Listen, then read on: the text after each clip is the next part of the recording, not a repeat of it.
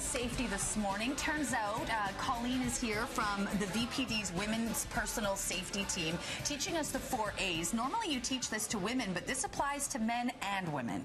Absolutely. So the 4 A's of personal safety: awareness, assessment, avoidance, and action. So those 4 concepts apply to, again, regardless of gender, age, and size, is an important thing to consider in our everyday lives when we're working, when we're walking to school, even in our homes, because all those factors play into the ability to perceive threat before it becomes a surprise. And is awareness all about just not having, earbuds in your ears? It's more than that. Awareness is more than just not being distracted. Awareness is actually taking inventory of your environment. So, for example, when you come out of your house, it's a part of awareness is when you come out of your house, you look down your street to see who's walking on your street, who's parked in your street. When you walk out of your building from your workplace, same thing. You walk out, you look around, who's there, who's walking down the street. So you have an idea of what normal looks like. So when you have that concept in your mind of when everything looks safe, if something appears into the environment that is off, your mind picks that up right away.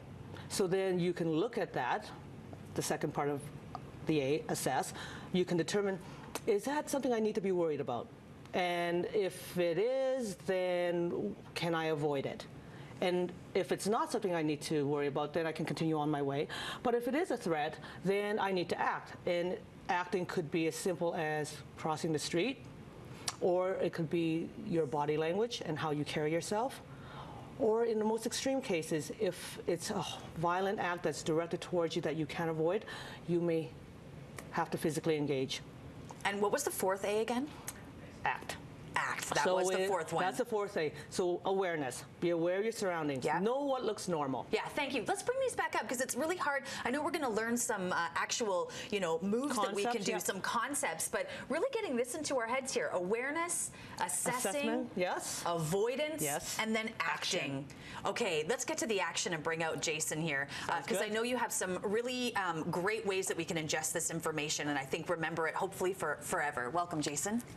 Jason, so we'll get Jason to stand here. So JT, what we teach in our workshop is the type of violence that we deal with is the most extreme end of violence. So the kind where the person's sole intent is to seriously hurt me or try to kill me. So that's the spectrum we're dealing with.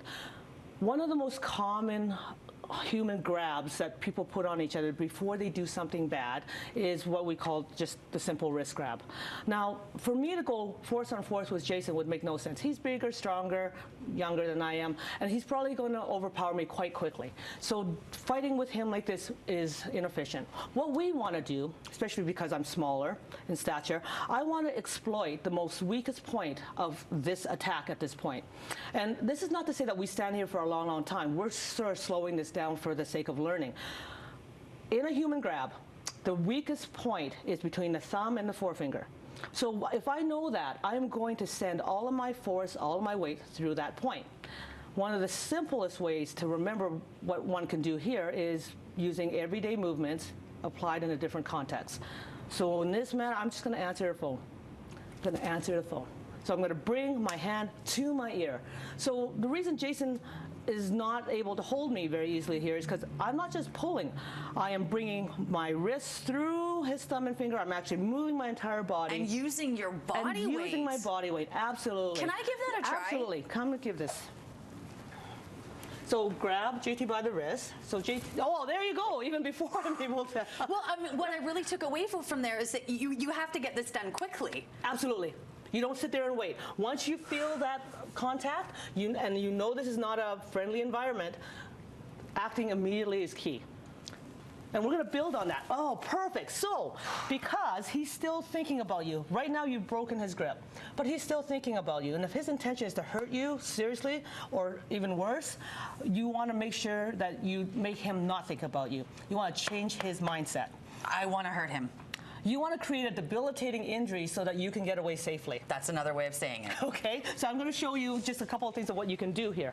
So after you answer the phone, he's still thinking about you. So we, in the workshop, we talk about vulnerable targets, targets that, regardless of size, mental state, is going to cause injury in a debilitating state. So, you know, the throat is a very sensitive area. So if I strike the throat, it's going to cause a difficulty breathing. If I go for the eyes and I damage the eyes in some respect. Didn't you have a name for that one too? The orange peels? Yes, we call this peeling the orange, so that you can remember. So peeling the orange, you have the orange in your hand and you dig your thumb into it to peel the peel back. Okay. The concept is still the same. For here, you dig your thumb into the orange and you peel it back. And then now they're worried about their eyesight. And if they're worried about their eyesight, they're not concerned about me, so I can get away safely.